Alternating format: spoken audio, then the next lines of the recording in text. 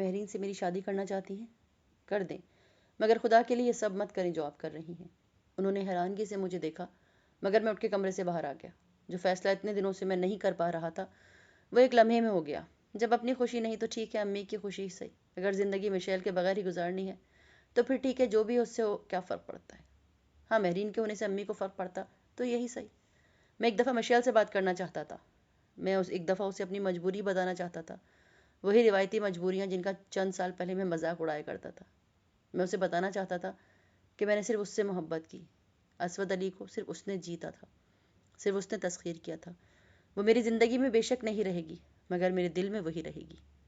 مرد کے لیے بہت آسان ہوتا ہے کسی کو چھوڑنا۔ ایک بار اس نے مجھ سے کہا تھا اور میں نے کہا تھا، ہوتا ہوگا آسان کسی کو چھوڑنا، مگر تمہیں نہیں۔ اور اب میں اسے چھوڑ رہا تھا، وشال کو ترک کر رہا تھا۔ اور جب میں اس کے پاس نہیں رہوں گا تو باقی کیا بچے گا؟ اور جب وہ میرے پاس نہیں رہے گی تو میں کیا ہوں گا؟ اور اب اس کی خوبصورت آنکھوں میں ہر وقت نمی تیرتی رہے گی، اور اب وہ لوگوں پر اعتماد کرنا بھی چھوڑ دے گی۔ میں دوسروں کے لیے اتنا ایثار، اتنا کچھ کرتی ہوں، مجھے نہیں لگتا خدا مجھے آنے والی زندگی میں کسی کے ہاتھوں فریب دلوائے گا۔ ایک بار چمکتی ہوئی آنکھوں کے ساتھ اس نے مجھ سے کہا تھا، اور اب اس کی ساری قربانی، سارا ایثار دھرا کا دھرا رہ جائے گا۔ میں نے اسے فون کیا اور اسے کچھ بتانے کی ضرورت ہی نہیں پڑی۔ وہ تو جیسے سب جانتی تھی۔ مجھے سمجھ میں نہیں آ رہا تھا میں بات کیسے شروع کروں، سو میں چپ تھا۔ اس کے پاس شاید کہنے کے لیے کچھ تھا ہی نہیں۔ مشال، میں مہرین سے شادی کر رہا ہوں۔ بہت دیر چپ رہنے کے بعد میں نے کہا۔ دوسری طرف خاموشی رہی۔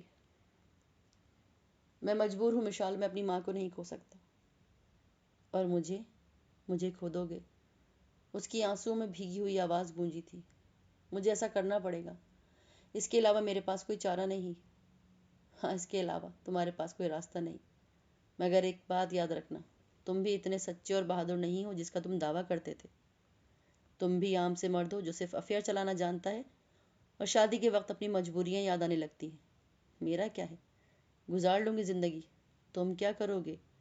خود کو اور مہرین کو دھوکہ دے کر کیسے رہو گے اسود؟ میں واقعی اب اتنا سچا نہیں رہا، اور مجھے تو خود کو دوسرے کو بھی بہت فریب دینے ہیں، لیکن میں نے تمہیں دھوکہ نہیں دیا۔ یہ سب کچھ کیسے ہو رہا ہے، میرے اختیار میں کچھ رہا ہی نہیں۔ وہ رو رہی تھی، میں اسے چپ بھی نہیں کروا سکتا تھا، میں اسے چپ کروانا چاہتا بھی نہیں تھا۔ ٹھیک ہے اسود، جو چاہتے ہو کرو، مگر تم یاد رکھنا کہ میں نے تم سے بہت محبت کی تھی۔ میں نے تمہیں اتنا چاہا کہ کوئی اور تمہیں اتنا چاہ بھی نہیں سکتا۔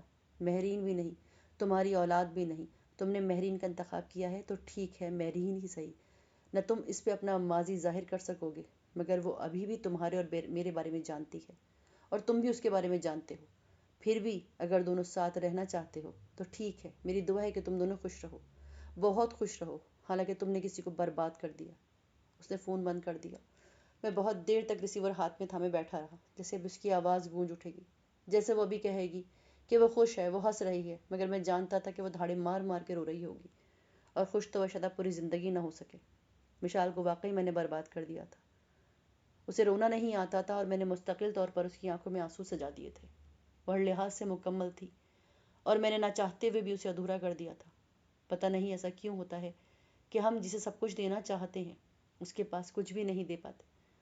اور میں اور مشال اب ساری زندگی ایک دوسرے کے لوگوں میں چہرے تلاش کریں گے۔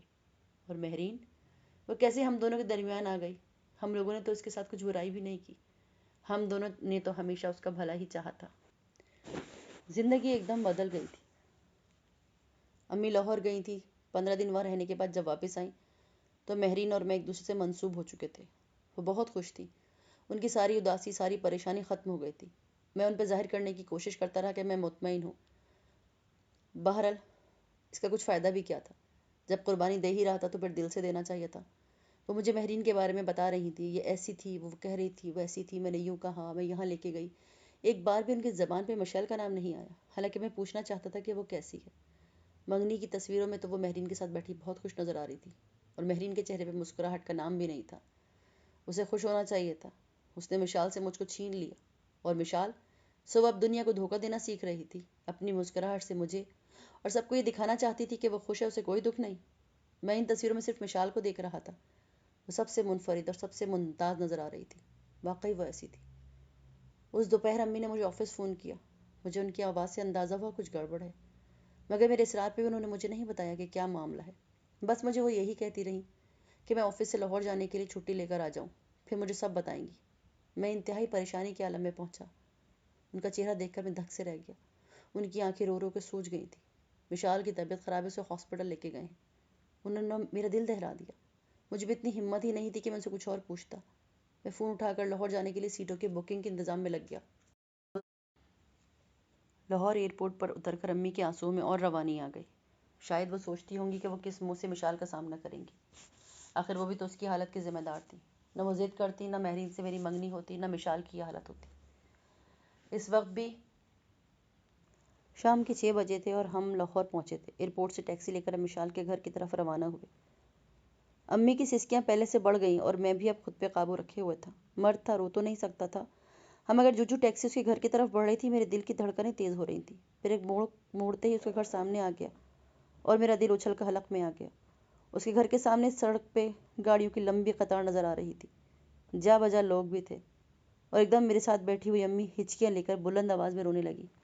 میں نے دہشت بھری نظروں سے ان کو دیکھا۔ وہ یقیناً مجھ سے کچھ چھپائے ہوئے تھی، اور وہ کیا چھپائی ہوئی تھی اب میں جاننا نہیں چاہتا تھا۔ ٹیکسی اس کے گھر کے کھلے دروازے کے سامنے رکی۔ ایک معمول کی طرح میں نے نیچے اتر کر ڈرائیور کو کرایہ دیا۔ امی اب بلند آواز سے رو رہی تھی۔ میں نے انہیں چپ کروانے کی کوشش بھی نہیں کی۔ میں کیوں چپ کرواتا انہیں؟ گھر کے اندر سے رونے کی مدھم آوازیں گیٹ تک آ رہی تھیں۔ اکبر ماموں مجھے گیٹ پہ ہی مل گئے۔ امی ان سے لپٹ گئی اور دھاڑے مار مار کے رونے لگی۔ میں وہاں نہیں رکا، لوگوں کے درمیان سے گزرتا ہوا اندرونی دروازے تک آ گیا۔ پتہ نہیں وہاں کون کون تھا، میں دروازہ کھول کر اندر گیا۔ رونے کی آوازیں ہال سے آ رہی تھیں، مگر پورا گھر آہوں اور سسکیوں سے گونج رہا تھا۔ ہاتھ میں میکینکی انداز میں چلتا ہوا ہال میں آ گیا۔ کافور، لوبان اور گلاب کی ملی جلی خوشبو میری ناک سے ٹکرائی اور میں نے اسے دیکھ لیا۔ ہال کے وسط میں سفید کفن میں چھپا اسی کا جسم تھا۔ اس کے جسم کے اوپر بے شمار گلاب کے پھول رکھے ہوئے تھے۔ میں آگے بڑھنے کی ہمت نہیں کر سکا، وہیں ہال کے دروازے سے ٹیک لگا کے کھڑا ہو گیا۔ اس کی امی وہاں نہیں تھی، اور جو وہاں تھے وہ بھی شاید وہاں نہیں تھے۔